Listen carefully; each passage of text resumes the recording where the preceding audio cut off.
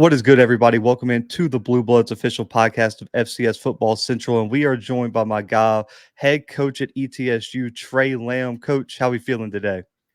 Good, man. Just got off the practice field.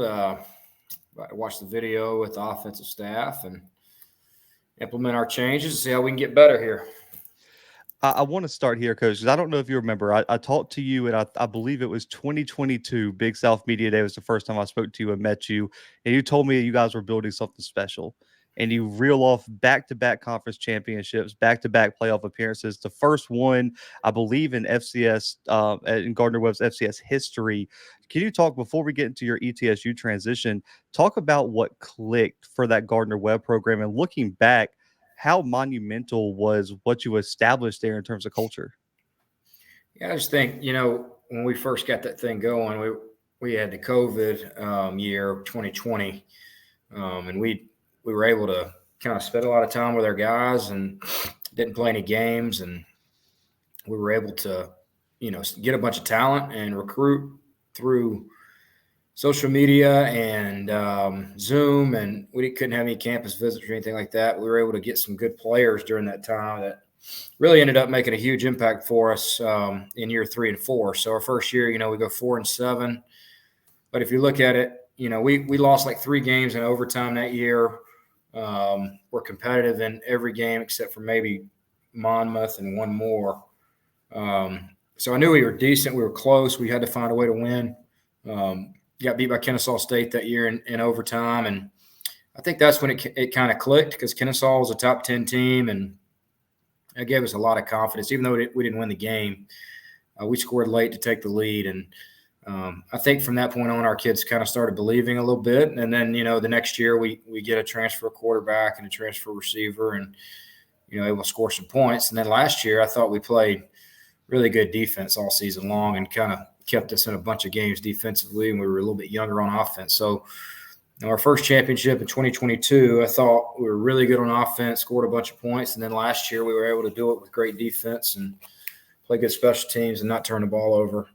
I think, kind of hit a home run on some transfers, hit a home run on some high school kids we probably had no shot of getting had it not been COVID. Right.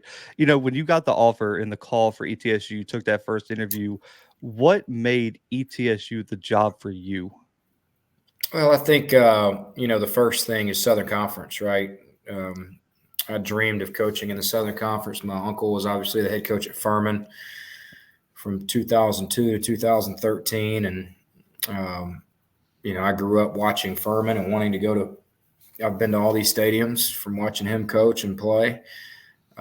So I think the Southern Conference was huge, having some stability with the changing landscape in college football. I think the Southern Conference is going to be stable and taken care of wherever we fit in over the next few years. So that was probably the first thing. Second thing is, what Randy Sanders did here, and Carl Torbush was able to win some games, won a playoff game, won the league in 2021, had a first-round bye. So I knew it could be done here. I'd seen a good team play here before. And then, with the last 2 teams going 3-8 the last 2 years, you never want to follow Nick Saban. You want to follow the guy who, you always want to – timing's everything in this business. And, I thought it was the right time to come try to take it and flip the roster, and had some other opportunities out there, some different conferences. But ultimately I thought – ETSU kind of checked a lot of boxes for me and my family. It's a great place to live. It's a beautiful stadium. It's well supported, and Southern Conference was probably the deal breaker. When you just mentioned it, 2 back-to-back 3-win seasons, really not expected the first year coming off a playoff appearance. Then last year, everything just kind of spiraled.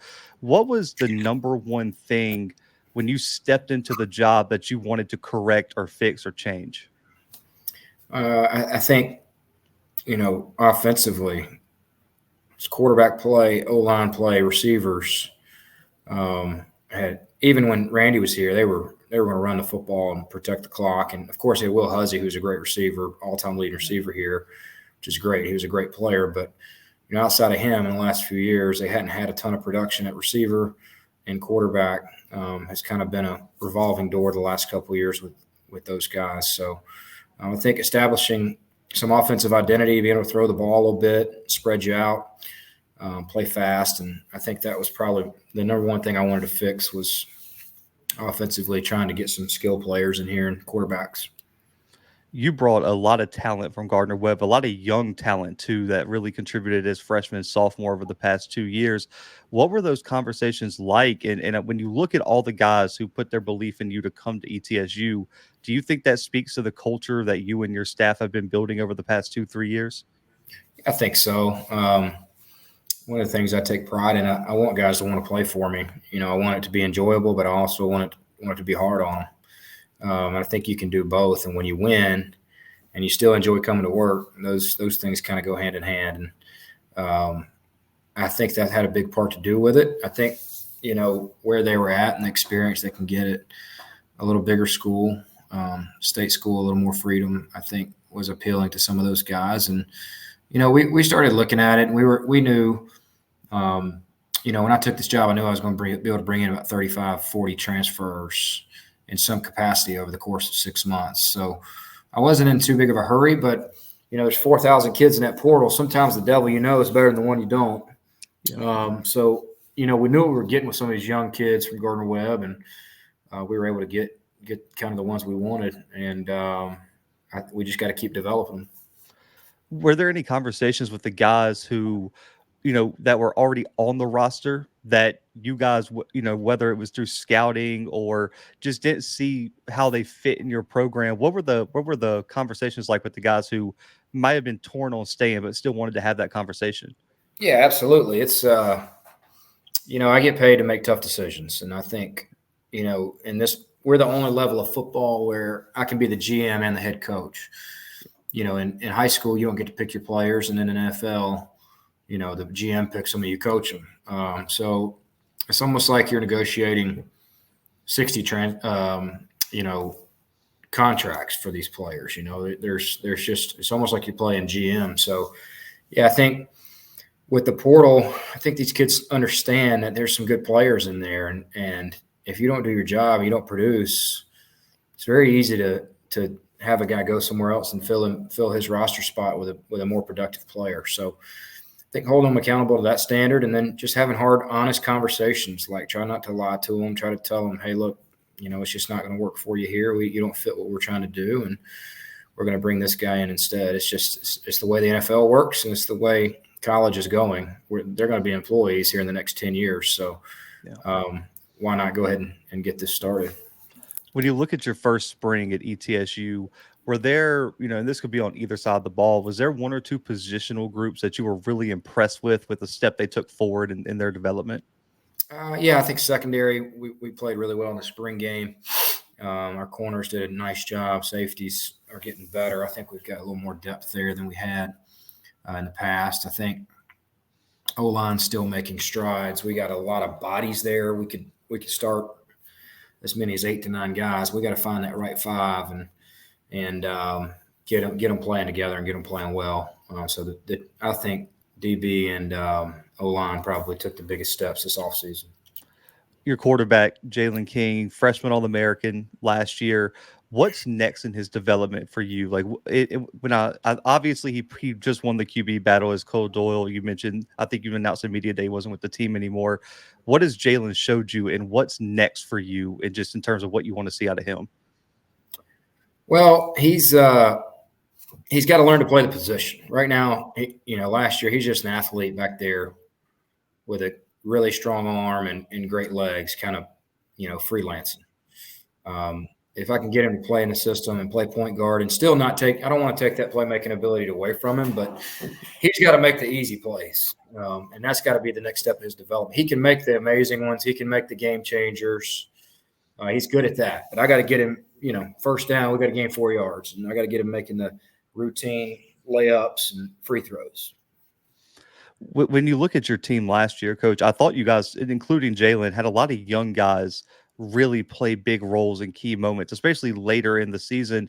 Talk a little bit about y'all's development, just in terms of strength and conditioning, putting trust in those young guys to make plays in big moments. What does that speak to y'all's high school recruiting and development?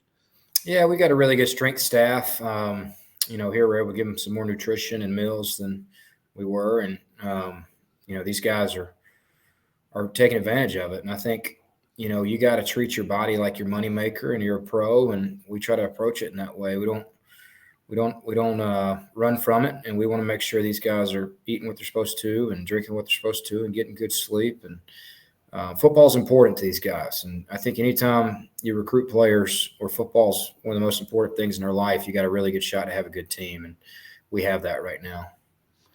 You mentioned the stability of the SoCon. It's also the competitiveness of the SoCon. I think there's more contenders compared to the Big South OVC. Look at what Furman's done. You look at what Western Carolina's building under Kerwin Bell. You look at Mercer making their first playoff appearance. Sanford's always a sneaky team. Talk a little bit about just looking across the conference, some of the challenges you guys are going to face. And do you feel like your team is going to be more battle tested for the postseason compared to the previous few seasons out of the Big South OVC? Well, when we played in the OVC Big South, we played 7 group of 5 games in my 3 years. So I felt like we were battle tested, absolutely, because of playing those group of 5 games, those money games. But the difference in the SoCon and the Big South OVC is, like, you can have your C plus game if you're talented, like if you're us or UT Martin or SEMO. You can have your C plus game and win a couple. You can have your C plus game and still win a couple games. Here you have your C plus game and you're going to get beat, every Saturday, because they're tough places to play. They're really good fan bases, so the stadiums are certainly more impactful on the games. You're not traveling all over the eastern United States to play football. You're not traveling to Rhode Island or Illinois or up in the SEMO over there. You got UT Martin. I mean, we took so many road trips. You're playing so far away, and it feels like you're playing in front of friends and family only. Yeah.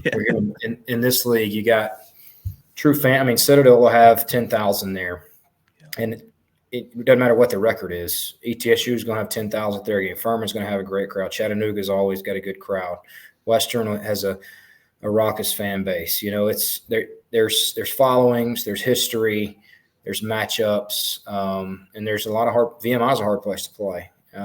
There's each week, if you play C minus, C plus, you're going to get beat. There's just more competitive games. Yeah, I agree with you on that. I think you saw that at the end of last year. I don't know how many people remember. I mean, Furman was on upset alert. Mercer got knocked off. Western Carolina got knocked off. It was just chaos those last 2 weeks of the season. Now, Coach, I know me and you have talked before, but I mean, you were kind of in the public eye earlier because a lot of people took your comments out of context. I know you addressed a little bit of that at Media Day. I was just, for people who might not have seen that interview, do you feel like your comments were taken completely out of context because of the way the clip was cut up, or do you just think people are kind of in denial about where college football, especially FCS football, is kind of headed? Yeah, I think what I was trying to say, and what I did say when I kind of addressed it Media Day, is we're in a farm system right now. Like, whether people want to admit it or not, it's happening, because coaches talk, right? Like, I got a great friend who's worked for me. He's a receivers coach at Tennessee. If his 7th receiver is transferring, I'm going to get the heads up, a few weeks before. Hey, you may want to take a look at this kid. Same thing if my buddy's the offensive coordinator, just say Carson Newman, and they've got an elite running back. Hey, after the season, now this guy wants to go up. Okay, so it's already happening. It's already happening. I was just saying, like, what if you all put it under one umbrella? It's not against the rules, Yeah. It's not right now, because the coaches could manage it. The general managers on each staff could manage it. You kind of line guys up where you see fit. And do I think it'll ever happen? Probably not, because we have too much egos in this business, and we probably can't get on the same page with 4 different programs. But if you were to get it going, I think it could be a successful plan, because it's already happening. It's already happening. Money's talking, and I think these kids will be employees in the next 10 years. I really do. Yeah, I think that's where it's going. And I mean, listen, just being in the media, trying to keep up with transfers, I think like you said, if you really deep dive into the connections that coaches have, you kind of can predict where some of these kids are going to wind up. A lot of them. Yeah, and So, I never take a transfer without talking to somebody on that staff. Like, I want to know what I'm getting. Why is he leaving? What drives him? What's his family like? How does he practice? How does he prepare? What's he like in the weight room? What's his strengths? We all talk. I would never take a transfer without talking to the previous staff. Speaking of transfers, coach, obviously this year was a little bit unique. Came in, took the job, brought a lot of guys with you out of the portal, and you brought in 30, 40 guys. Is that the strategy moving forward still? Or are you gonna kind of pull back on how many transfers you take yearly and really recruit out of the high school and even maybe the JUCO ranks? Yeah, we'll probably be half and half, 10 to 12 transfers, 10 to 12 high school kids each year, just because of where we're located and public school. Really don't have any academic restrictions. We can get anybody in school as long as they have progress towards degree and graduate and all that good stuff, and they're eligible. I've worked at places where, like I worked at Mercer for 4 years. You're automatically, you can't recruit 80% of the transfer portal because of grades and progress towards degree, where we don't have that issue. We can sign a lot of kids out of that portal. It also depends on what leaves. If nothing leaves, if we don't have any transfers, I would say it'd be like 4 or 5. But reality is we're going to have 10 or 12 each year that decide to leave, whether they are not playing or are playing, or the best player, the worst player, whatever the case may be. We're going to have 10 or 12 leave, and we got to replace those 10 or 12. So I would like to be about 50-50 at a school like this. One of the last two questions, I asked Coach Fitzgerald over at Southern Utah this late last week. The NCAA just recently approved scholarship changes at the FBS level. They can offer up to 100 plus scholarships now, along with walk-ons, things like that. What is the trickle down effect for FCS in your opinion? I've heard both sides of it. I think they're probably going to take a few more of our players out of the portal because they want them to be backups. So they can put them on scholarship, and they don't have to have them as walk-ons, which will hurt us. But I think it helps us in the high school recruiting. I think we're going to be able to sign some really quality players. You're not going to have that kid, that wide receiver from Athens, Georgia, that's a huge Georgia fan. It's probably a mid-major player like ETSU or App State or Marshall. He's not going to stay home and walk on at Georgia.